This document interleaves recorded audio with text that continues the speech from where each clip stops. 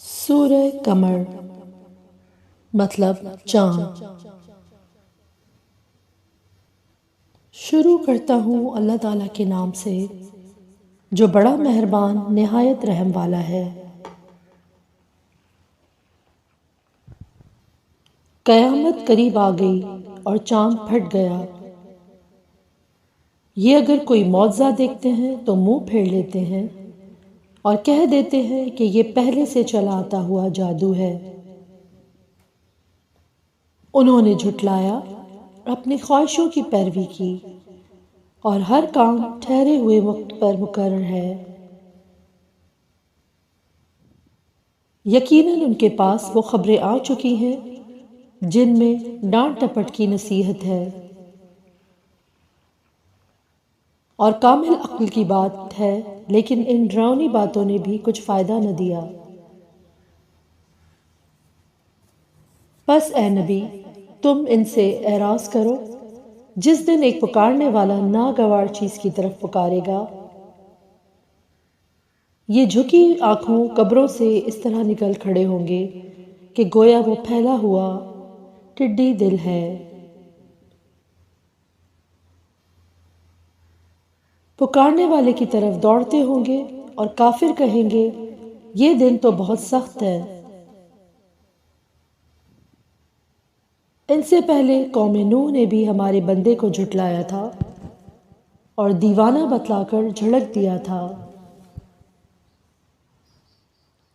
پس اس نے اپنے رب سے دعا کی کہ میں بے بس ہوں، تو میری مدد کر۔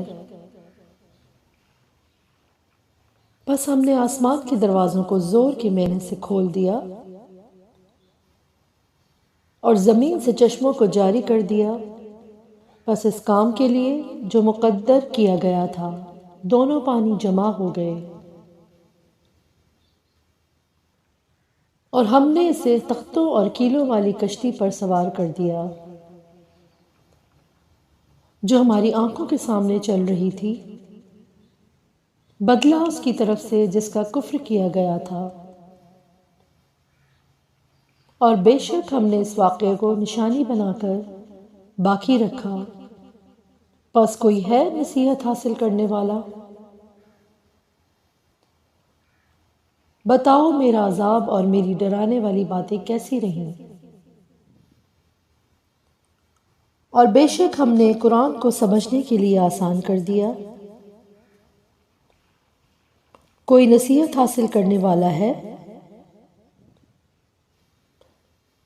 قوم عاد نے بھی جھٹلایا، پس کیسا ہوا میرا رب عذاب اور میری ڈرانے والی باتیں۔ ہم نے ان پر تیز و تند مسلسل چلنے والی ہوا ایک پیہم منحوس دن میں بھیج دی جو لوگوں کو اٹھا اٹھا کر دے پٹکتی تھی، گویا کہ وہ جڑ سے کٹے ہوئے کھجور کے تنے ہیں۔ پس کیسی رہی میری سزا اور میرا ڈرانا؟ یقیناً ہم نے قرآن کو نصیحت کے لیے آسان کر دیا ہے۔ پس کیا ہے کوئی نصیحت حاصل کرنے والا؟ قوم سمود نے ڈرانے والوں کو جھٹلایا اور کہنے لگے کیا ہم میں سے ایک شخص ہم فرما برداری کرنے لگے، تب تو ہم یقیناً غلطی اور دیوانگی میں پڑے ہوئے ہوں گے۔ کیا ہمارے سب کے درمیان صرف اسی پر وحی اتاری گئی؟ نہیں، بلکہ وہ جھوٹا شیخی خور ہے۔ اب سب جان لیں گے کہ کل کو کہ کون جھوٹا اور شیخی خور تھا۔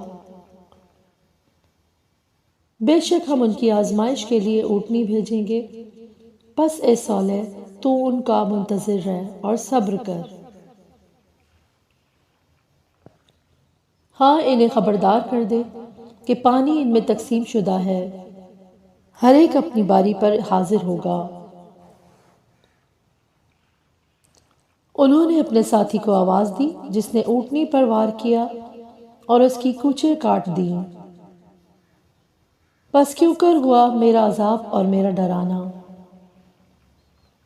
ہم نے ان پر ایک چیخ بھیجی بس ایسے ہو گئے جیسے باڑ بنانے والے کی روندی ہوئی گھاس۔ اور ہم نے نصیحت کے لیے قرآن کو آسان کر دیا، پس کیا ہے کوئی جو نصیحت قبول کرے؟ قوم لوط نے بھی ڈرانے والوں کی تکذیب کی۔ بے شک ہم نے ان پر پتھر برسانے والی ہوا بھیجی، سوائے لوط علیہ السلام کے گھر والوں کے، انہیں ہم نے سحر کے وقت نجات دے دی۔ اپنے احسان سے ہر شکر گزار کو ہم اسی طرح بدلہ دیتے ہیں۔ یقیناً لوط علیہ السلام نے انہیں ہماری پکڑ سے ڈرایا تھا، لیکن انہوں نے ڈرانے والوں کے بارے میں شک و شبہ اور جھگڑا کیا، اور ان لوط علیہ السلام کو ان کے مہمانوں کے بارے میں پھسلایا۔ بس ہم نے ان کی آنکھیں اندھی کر دیں اور کہہ دیا میرا عذاب اور میرا ڈرانا چکھو۔ اور یقینی بات ہے کہ انہیں صبح سویرے ہی ایک جگہ پکڑنے والے مقررہ عذاب نے غارت کر دیا۔ بس میرے عذاب اور میرے ڈرانے کا مزہ چکھو۔ اور یقیناً ہم نے قرآن کو پند اور واعظ کے لیے آسان کر دیا ہے، بس کیا کوئی ہے نصیحت پکڑنے والا؟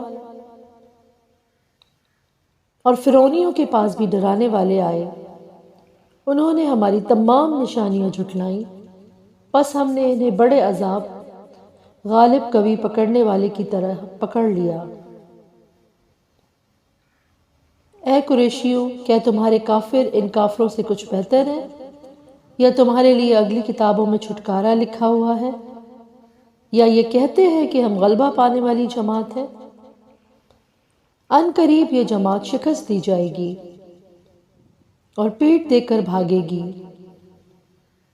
بلکہ قیامت کی گھڑی ان کے وعدے کے وقت ہے، اور قیامت بڑی سخت اور کڑوی چیز ہے۔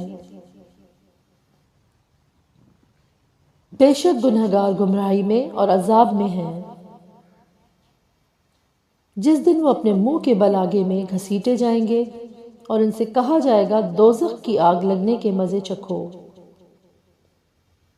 بے شک ہم نے ہر چیز کو ایک مقررہ اندازے پر پیدا کیا ہے، اور ہمارا حکم صرف ایک دفعہ کا ایک کلمہ ہی ہوتا ہے، جسے آنکھ کا جھپکنا۔